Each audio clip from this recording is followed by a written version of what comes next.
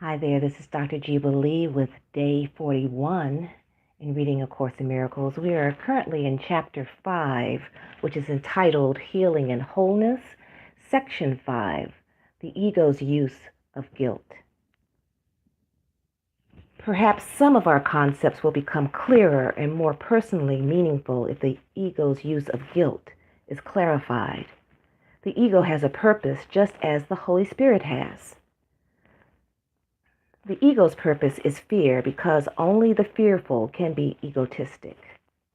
The ego's logic is as impeccable as that of the Holy Spirit because your mind has the means at its disposal to side with heaven or earth as it elects.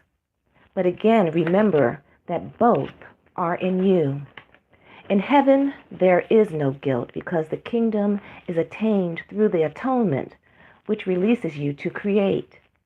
The word create is appropriate here because once you have made, the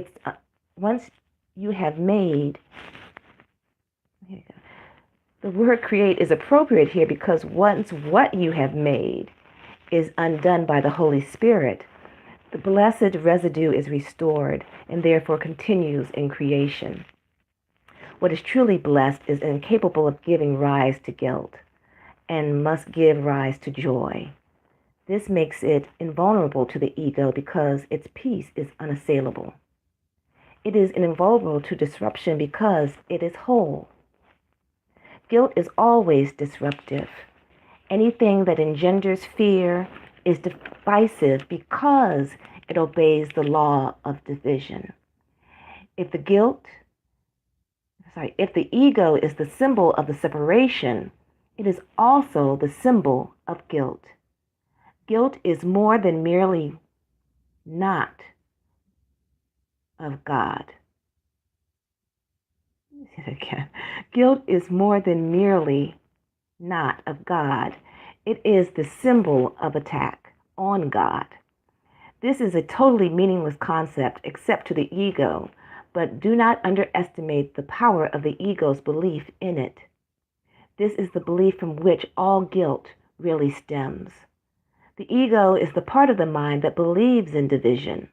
How could part of God detach itself without believing it is attacking him? We spoke before of the authority problem as based on the concept of usurping God's power. The ego believes that this is what you did because it believes that it is you. If you identify with the ego, you must perceive yourself as guilty. Whenever you respond to your ego, you will experience guilt and you will fear punishment. The ego is quite literally a fearful thought. However ridiculous the idea of attacking God may be to the sane mind, never forget that the ego is not sane. It represents a delusional system and speaks for it. Listen to the ego's voice.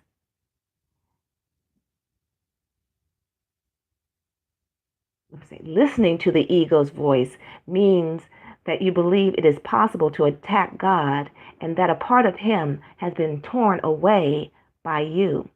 Fear of retaliation from without follows because of the severity of the guilt is so acute that it must be projected. Whatever you accept into your mind has reality for you. It is your acceptance of it that makes it real. If you enthrone the ego in your mind, you're allowing it to enter, makes it your reality. This is because the mind is capable of creating reality or making illusions. I said before that you must learn to think with God. To think with him is to think like him. This engenders joy, not guilt, because it is natural. Guilt is a sure sign that your thinking is unnatural. Unnatural thinking will always be attended with guilt because it is the belief in sin. The ego does not perceive sin as a lack of love, but as a positive act of assault. This is necessary to the ego's survival because as soon as you regard sin as a lack, you will automatically attempt to remedy the situation, and you will succeed. The ego regards this as doom, but you must learn to regard it as freedom. The guiltless mind cannot suffer. Being sane, the mind heals the body because it has been healed. The sane mind cannot conceive of illness because it cannot conceive of attacking anyone or anything. I said before that illness is a form of magic. It might be better to say that it is a form of magical solution. The ego believes that by punishing itself, it will mitigate the punishment of God. Yet, even in this, it is arrogant. It attributes to God a punishing intent, and then takes this intent as its own prerogative. It tries to usurp all the functions of God as it perceives them, because it recognizes that only total allegiance can be trusted. The ego cannot oppose the laws of God any more than you can, but it can interpret them according to what it wants, just as you can. That is why the question, "What do you want?" must be answered. You are answering it every minute and every second, and each moment of decision is a judgment that is anything but ineffectual. Its effects will follow automatically until the decision is changed. Remember, though, that the alternatives themselves are unalterable. The Holy Spirit, like the ego, is a decision. Together, they constitute all the alternatives the mind can accept and obey. The Holy Spirit and the ego are the only choices open to you. God created one, and so you cannot eradicate it. You made the other, and so you can. Only what God creates is irreversible and unchangeable. What you made can always be changed because when you do not think like God, you are not really thinking at all. Delusional ideas are not real thoughts, although you can believe in them, but you are wrong. The function of thought comes from God and is in God. As part of His thought, you cannot think apart from God. Irrational thought is disordered thought. God Himself orders your thought because your thought was created by Him. Guilt feelings are always a sign that you do not know this. They also show that you believe that you can be apart from God and want to.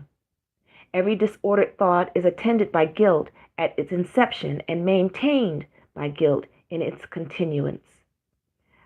Guilt is inescapable by those who believe they order their own thoughts and must therefore obey their dictates.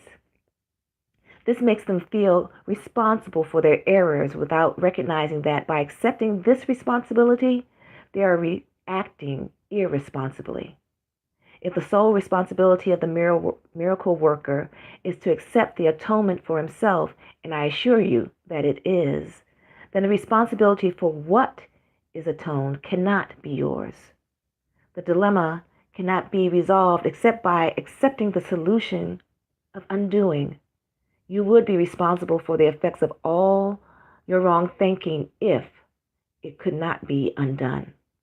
The purpose of the atonement is to save the past in purified form only. If you accept the remedy for disordered thought, a remedy whose efficacy is beyond doubt, how can its symptoms remain? The continuing decision to remain separated is the only possible reason for continuing guilt feelings.